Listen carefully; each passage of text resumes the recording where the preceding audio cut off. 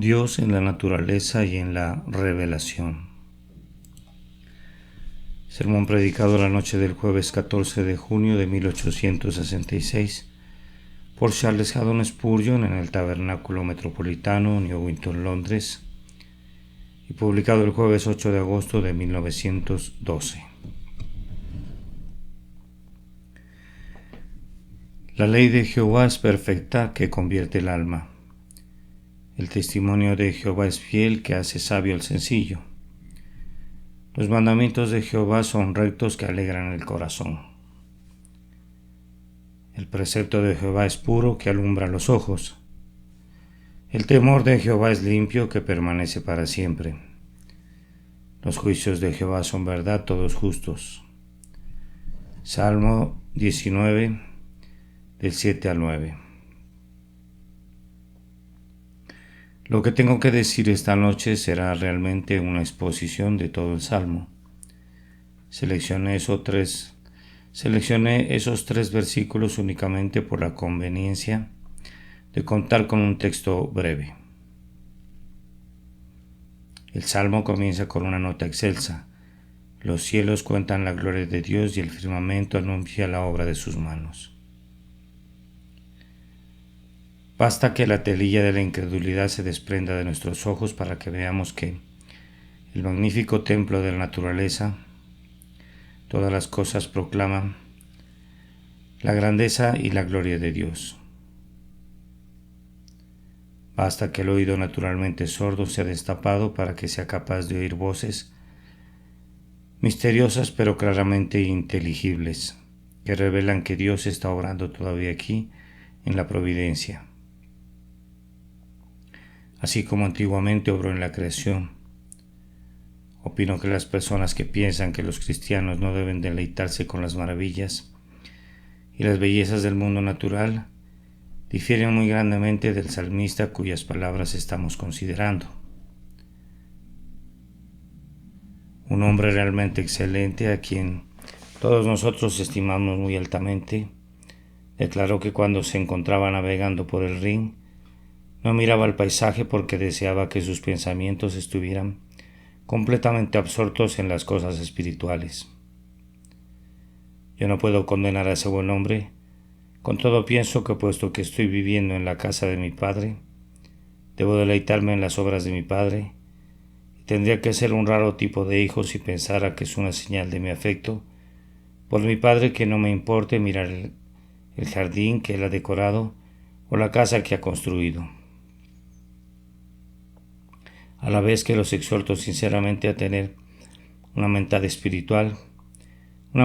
espiritual, quisiera recordarles que es igualmente fácil tener una mentalidad espiritual con los ojos abiertos a todas las bellezas de la naturaleza que nos rodean, como tenerla con los ojos cerrados.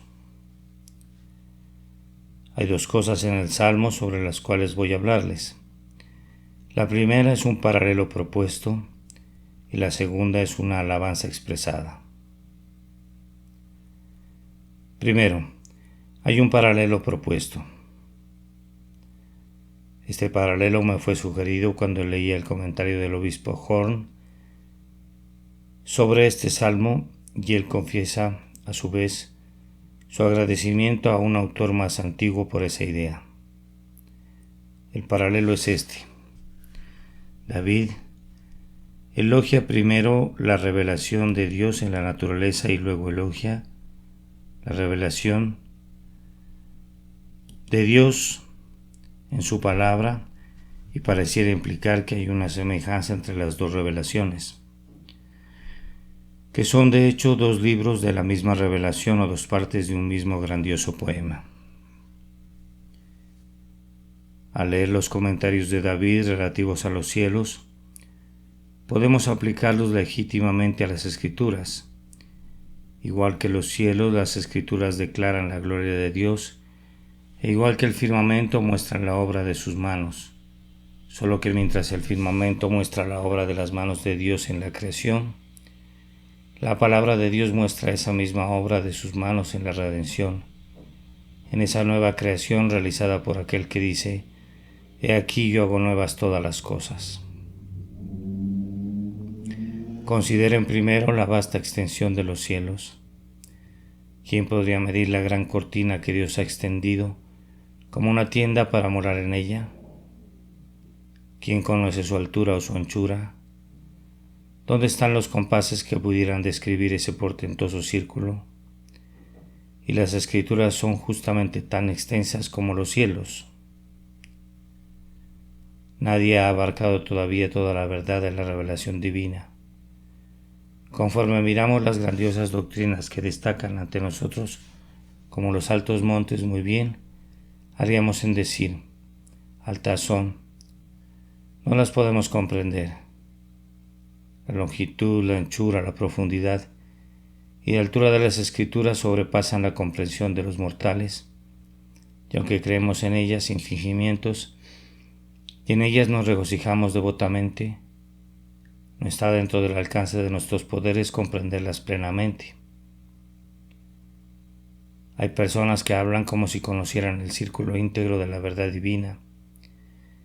Piensan que han logrado introducir el grandioso océano de la revelación en la diminuta medida de su capacidad mental, pero ustedes saben, queridos amigos, que no es así.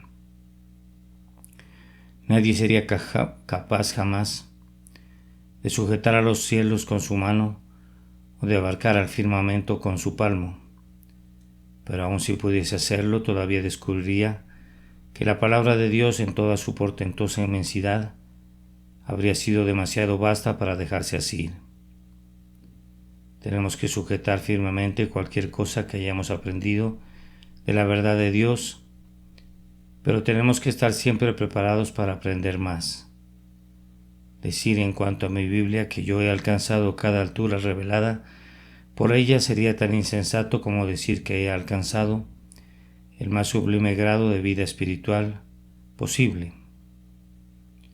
Pablo dice, no que lo haya alcanzado ya, ni que ya sea perfecto, sino que prosigo por ver si logro asir aquello para lo cual fui también asido por Cristo Jesús. Y cuando me he esforzado al máximo por conocer la palabra de Dios, he sentido que todavía tengo necesidad de orar diciendo, enséñame tus estatutos, oh Dios, y ensancha mi entendimiento para que pueda conocer más y más tu verdad.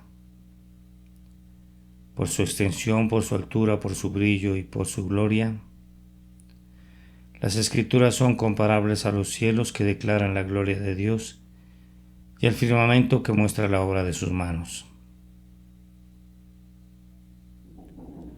Luego el salmista prosigue diciendo, un día emite palabra otro día y una noche a otra noche declara sabiduría. Y así, la revelación de Dios en las Escrituras está hablando siempre a los hombres. Cuantas veces los hombres acuden a la Escritura, reciben un mensaje de ella en todo momento. Cuando estamos felices y somos dichosos, tiene una voz para nuestro día más brillante, y cuando estamos afligidos y nos lamentamos, es el consuelo de nuestra noche más oscura. Durante esta larga noche de la historia de la Iglesia, la larga noche de su ausencia de su Señor, sus verdaderos ministros son capacitados para brillar como estrellas a su diestra, y muchos espíritus afligidos son animados, y muchos marineros en el mar de la vida son guiados por la luz de las Escrituras. En el futuro nacerá el bendito sol de justicia, y en sus alas traerá salvación, y entonces a lo largo del prolongado y luminoso día milenial, y después a lo largo de aquel día sempiterno para el cual no habrá ninguna noche, continuaremos aprendiendo más y más acerca de las maravillas de esa revelación que Él nos ha dado en su palabra. Una gran gloria de los cielos es que tienen una voz para todas las tierras. No hay lenguaje ni palabras, ni es oída su voz. Por toda la tierra salió su voz, y hasta el extremo del mundo sus palabras. En un lenguaje que todos los hijos de los hombres entienden, no solo el lenguaje del judío o del gentil, no solo en el lenguaje del bárbaro o del griego, sino en el lenguaje de todos los seres humanos antiguos y modernos, siervos y libres. La voz de los cielos ha salido por todo el ancho mundo declarando la gloria de Dios. Así sucede con el Evangelio, sin importar dónde lo introduzcas. Su mensaje está adaptado para todos los hijos de los hombres. Pablo demostró el poder del Evangelio entre los idólatras de Licaonia y entre los sabios de Grecia. Tiene una voz para hombres de los más diversos temperamentos. Habla con igual autoridad al fornido anglosajón y al más volátil francés. Tiene una facilidad peculiar para adaptarse a todas las nacionalidades. No es ni el Evangelio del inglés, ni del americano, ni del africano únicamente, sino que habla a toda la gente que en el mundo habita. Donde quiera que vaya la Biblia, allí se muestra no como una flor exótica, sino como una flor cultivada en casa, y donde quiera que es predicado el Evangelio no llega como una revelación del oriente o del occidente o del norte o del sur, sino como el mensaje de Dios para toda la humanidad en el mundo entero. La gloria de las Escrituras es como la gloria de los cielos. En ellos puso tabernáculo para el sol, y en la palabra de Dios hay un tabernáculo para el sol de justicia. Jesucristo habita dentro de las verdades de la revelación divina de la misma manera que el sol habita en su propia esfera. ¿Qué serían los cielos sin el sol? ¿Y qué serían las Escrituras sin el sol de justicia? Puedo decir verdaderamente en cuanto a la Biblia, aquí contemplo el rostro de mi Salvador casi en cada página. La gloria del Evangelio es que Dios es revelado en él como manifestado en carne. Todos los atributos divinos son expuestos en la persona de Emmanuel, Dios con nosotros. Si suprimen a Jesucristo del Evangelio, su poder desaparece. Si suprimen a Jesucristo del ministerio cristiano, se queda completamente inerme. Me aflige tener que decirlo, pero yo creo que es debido a que ha habido tan poca predicación de Cristo en muchos de nuestros púlpitos, que los oyentes se han adherido a la Iglesia de Roma y a todo tipo de errores. El corazón humano necesita algún objeto supremo de afecto y nunca puede quedarse satisfecho con ensayos filosóficos, o con discusiones acerca de la moralidad, o con temas similares que han desperdiciado cientos de domingos y que han convertido a los servicios del santuario en un desaliento para el pueblo de Dios. Oh, que hubiera más predicación de Jesucristo y del crucificado. Si Él fuera levantado, atraería a todos los hombres a Él y Él tiene que ser levantado, o de lo contrario la predicación es un mero engaño solapado y un gozo para los demonios, pero para nadie más. A continuación, David dice muy elocuentemente acerca del sol, y este como esposo que sale de su tálamo. ¿Y no es este un cuadro verídico de Cristo según es revelado en las Escrituras? Él se comparó a un esposo durante su ministerio terrenal, y esa es su relación para con su iglesia, que es la desposada, la esposada del Cordero. Se afirma aquí de él que sale de su tálamo, como salió del salón del consejo del decreto divino diciendo: He aquí vengo, en el rollo del libro está escrito de mí el hacer tu voluntad. Dios mío, me ha agradado y tu ley está en medio de mi corazón. Sale de la cámara de lo divino e invisible y se viste con las humildes ropas de nuestra humanidad. Viene a una vida de aflicción y sufrimiento, y con todo viene a ella con pasos gozosos, porque se deleita en cumplir la voluntad de Dios y está encantado de redimir de la muerte y del infierno a su esposa.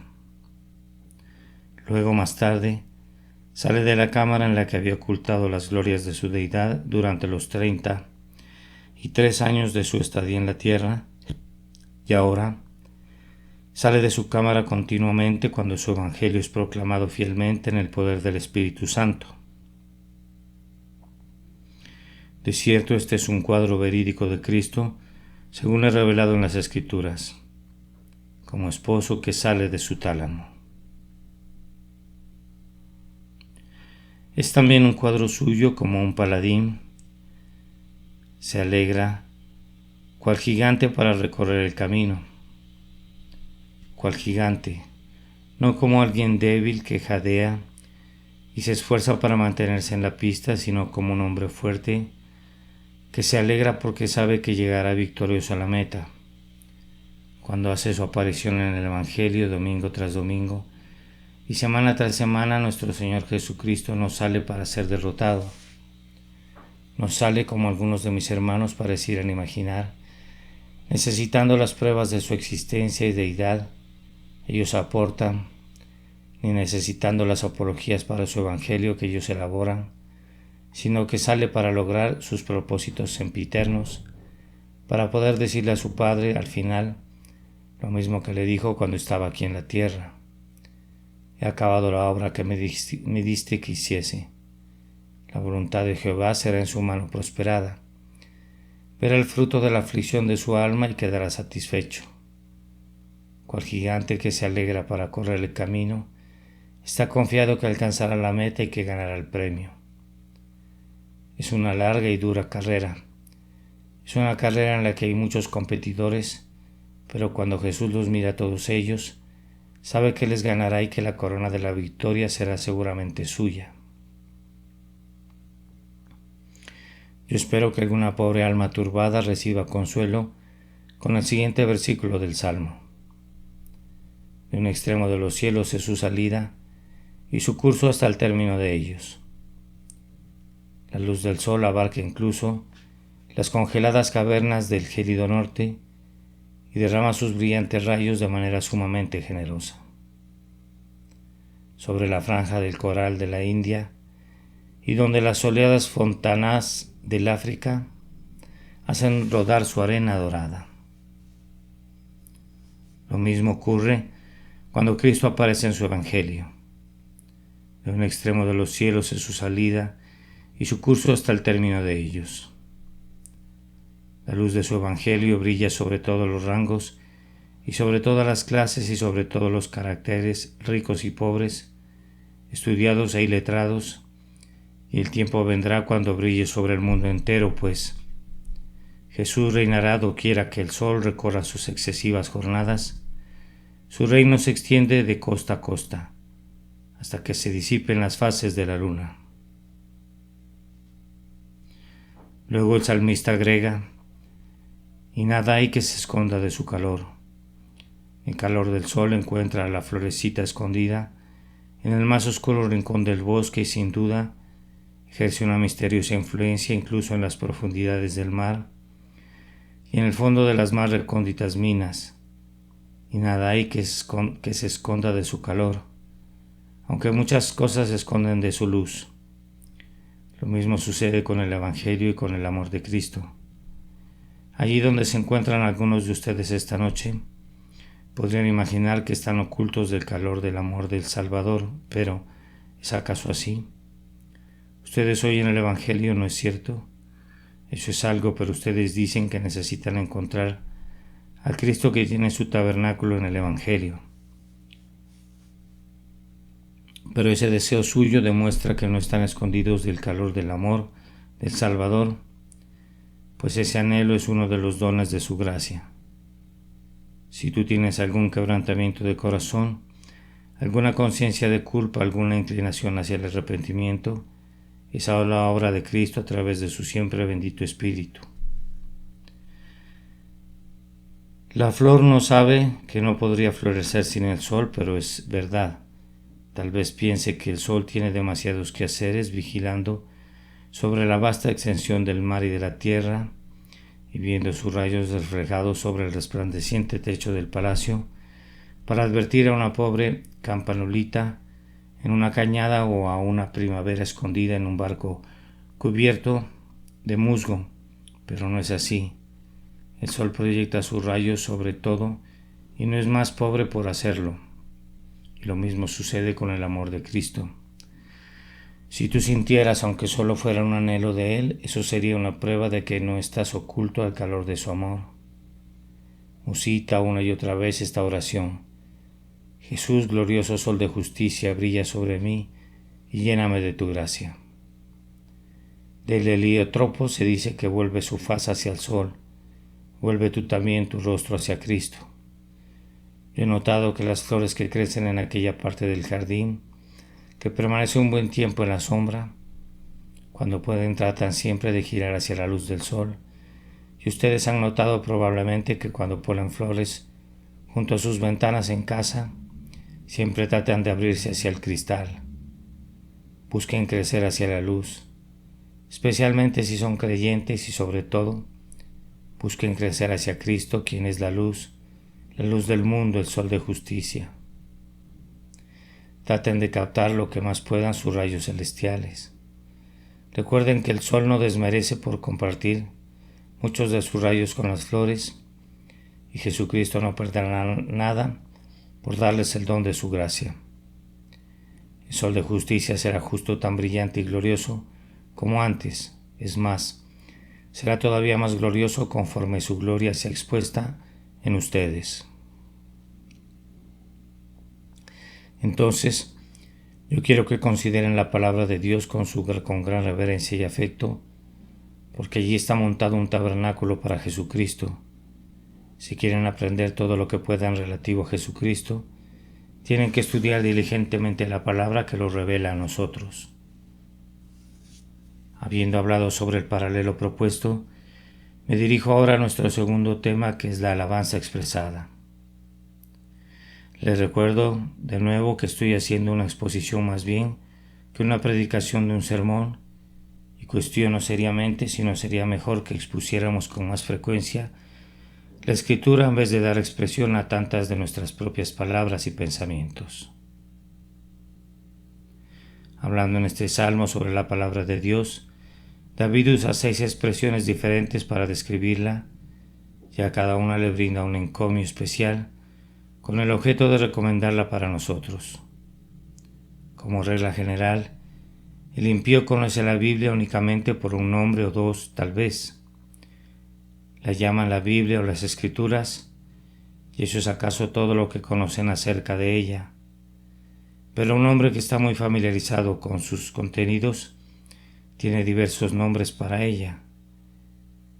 El ejemplo más notable de esto es el Salmo 119, que contiene 176 versículos, y casi cada uno de ellos hace mención de la palabra del Señor.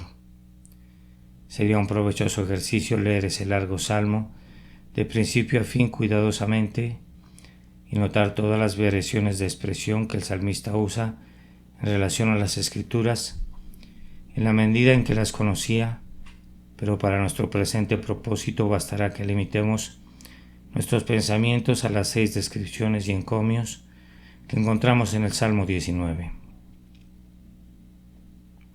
Primero, David dice: la ley de Jehová es perfecta, que convierte el alma.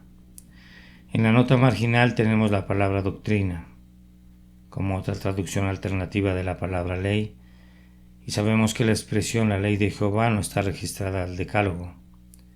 Así que no haríamos mal si aplicáramos esa expresión al Evangelio, que es el instrumento especial de Dios para convertir a las almas, y la aplicáramos también a la revelación íntegra del plan y del método de salvación de Dios que encontramos en las Escrituras. Si quiero saber cómo he de ser salvado, recurro a este bendito libro y leo allí la ley del Espíritu de vida en Cristo Jesús, que Pablo decía que lo había librado de la ley del pecado y de la muerte. Leo allí las promesas y las propias palabras de Cristo: el que creyere y fuere bautizado será salvo. Leo allí la incomparable historia de aquel en quien he de creer. Leo acerca de su persona,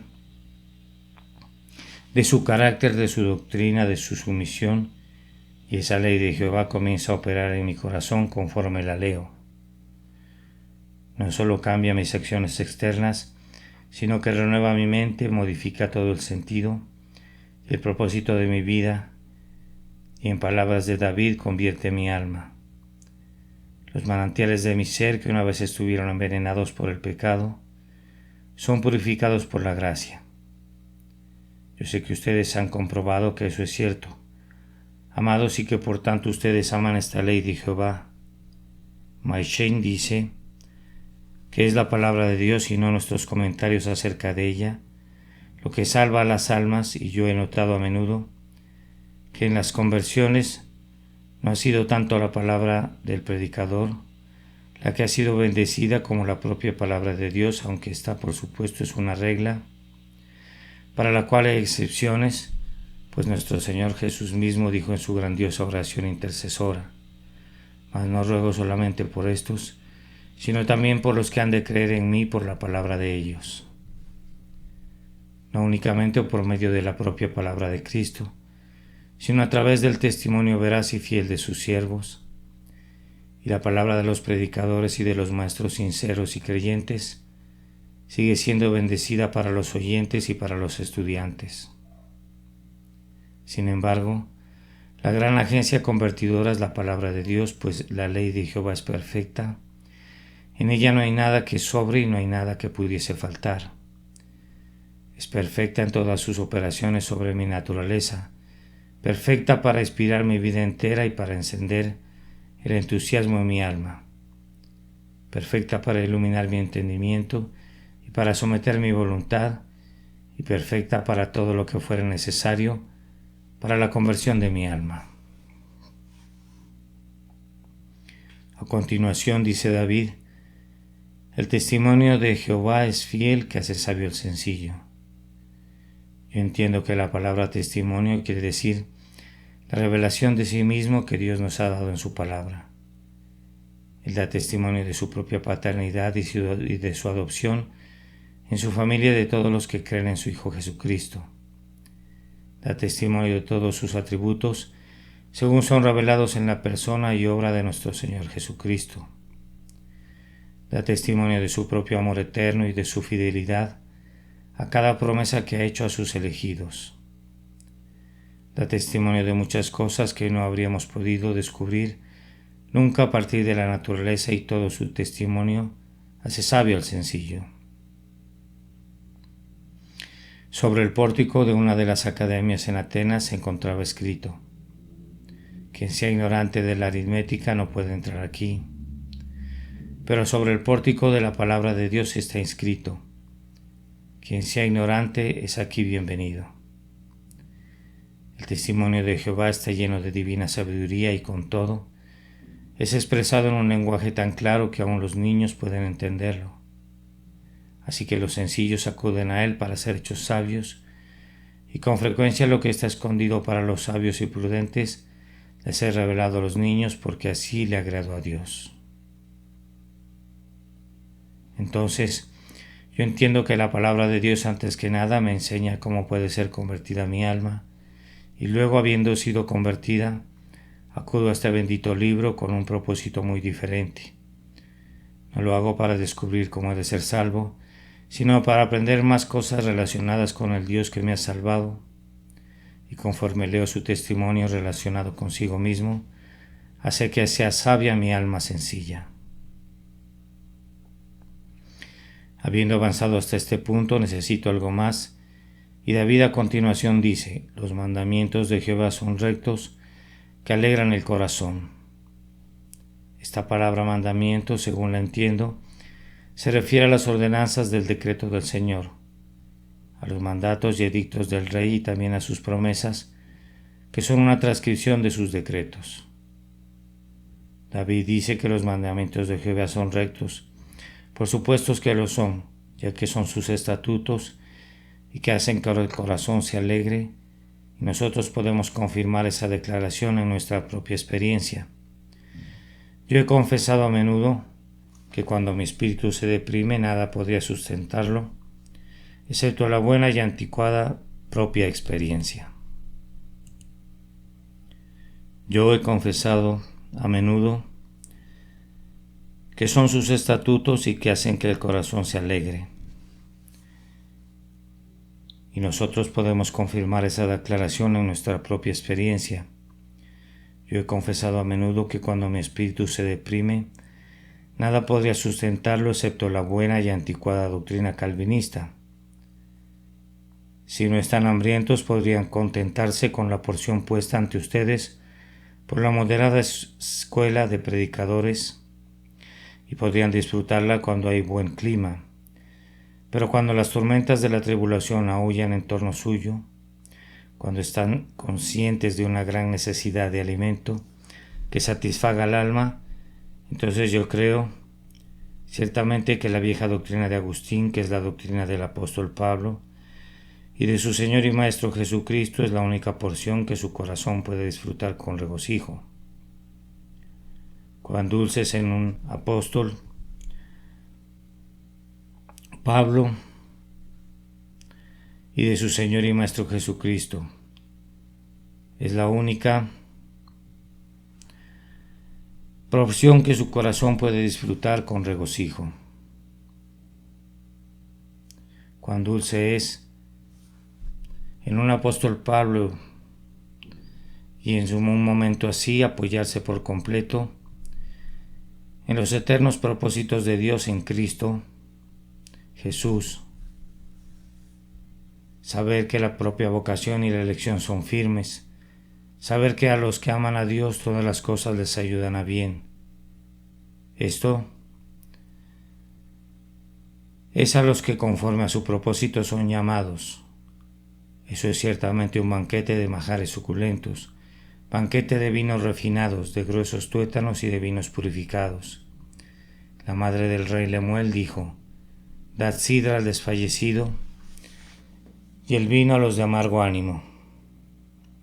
Y en un sentido escritural son la sidra y el nutriente vino de las doctrinas de la gracia los que pueden sustentar a aquellos que están espiritualmente a punto de perecer y a los que tienen un corazón afligido. Hay algunos que estarían de acuerdo con David hasta donde hemos avanzado, pero no están tan ávidos de escuchar su siguiente frase: el precepto de Jehová es puro, que alumbra los ojos. Siendo convertido, el hombre aprende todo lo que puede del testimonio del Señor. Luego su corazón se regocija en los estatutos del Señor y prosigue obteniendo una mayor iluminación del mandamiento del Señor. Algunas personas no parecieran tener jamás sus ojos iluminados porque descuidan obedecer los preceptos del Señor. Es seguro que la desobediencia traerá su propio castigo, y hay algunos que no pueden leer claramente su propio interés en Cristo, porque su negligencia para guardar sus mandamientos ha cerrado sus ojos tal como podría haberlo hecho una nube de polvo.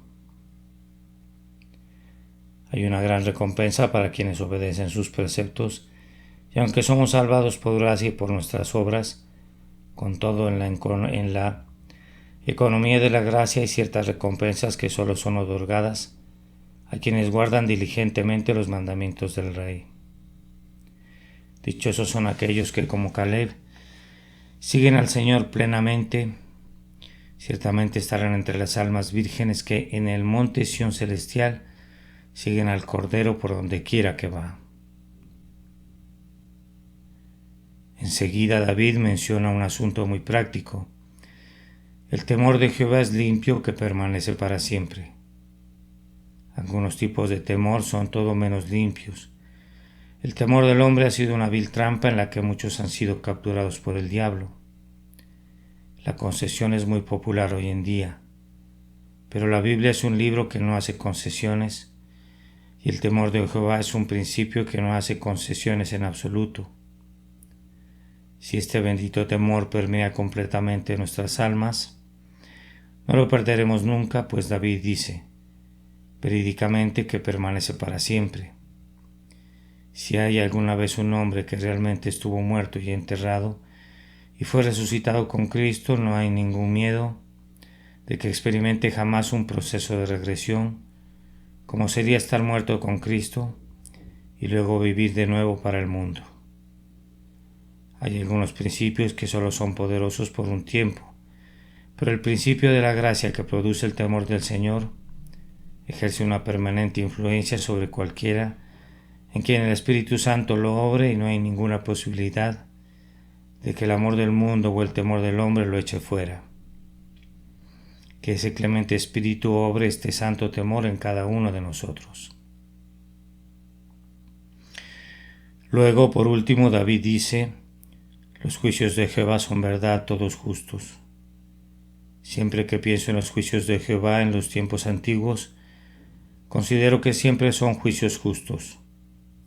Justo fuiste, oh Señor, cuando derramaste el granizo de fuego sobre Sodoma y Gomorra, cuando eliminaste a Faraón y venciste a sus ejércitos en el Mar Rojo, y cuando tu ángel mató al ejército de Sennacherib. Justo has sido, Dios, al desarrollar a las antiguas monarquías y destronarlas, estas que habían quedado inmersas en la iniquidad. Y esos son los juicios del Señor que aún han de ser ejecutados, en relación a los cuales tenemos las repetidas declaraciones de la revelación, que todos ellos serán verdad, todos justos. Esas son las propias palabras que son usadas en relación a los juicios del Señor, sobre la gran ramera que ha corrompido la tierra con sus fornicaciones. Con este bendito libro en nuestras manos, y especialmente si sus verdades son entronizadas en nuestros corazones, podemos enfrentar confiadamente el futuro y no alarmarnos por ninguno de los errores que pudieran surgir en torno nuestro. Los maestros de la falsedad solo están imitando la insensatez de los constructores de Babel, y todos sus inventos solo terminarán en su propia confusión. El sol se ha puesto y en 1 o 2 horas el mundo aparecerá cubierto con un vestido más sombrío del que ahora lleva. Si ustedes salen a la medianoche no verán nada excepto a las titilantes estrellas y a unas cuantas lámparas vacilantes. Con todo, el sol no se ha apagado y su luz no ha sido suprimida. Esperen al momento designado y la gran luz del día será de nuevo, como esposo que sale de su tálamo se alegra cual gigante para correr el camino. La oscuridad pudiera cubrir tu mente esta noche, la oscuridad pudiera cubrir tus circunstancias, la oscuridad pudiera cubrir durante un tiempo incluso a la Iglesia de Dios en la tierra, pero aquella antigua promesa sigue siendo verdadera. Mas a vosotros los que teméis mi nombre, nacerá el sol de justicia, y en sus alas traerá salvación. Asegúrense de estar del lado del Señor y de poner su confianza en la sangre preciosa de Jesús y de esperar en Él más que los centinelas a la mañana, y entonces, cuando Él venga, será para ustedes un día de luz y no de oscuridad, y los días de su lamentación habrán concluido para siempre. Que el Señor consuele sus corazones, los sostenga bajo cada tribulación, los conserve en su amor y los capacite para esperar pacientemente su venida. Por causa de su amado nombre. Amén. Dios en la naturaleza y en la revelación. Este sermón se predicó la noche del jueves 14 de junio de 1866 por parte del reverente Carlos Spurgeon en el Tabernáculo Metropolitano, Newington, Londres, y fue publicado el jueves 8 de agosto de 1912.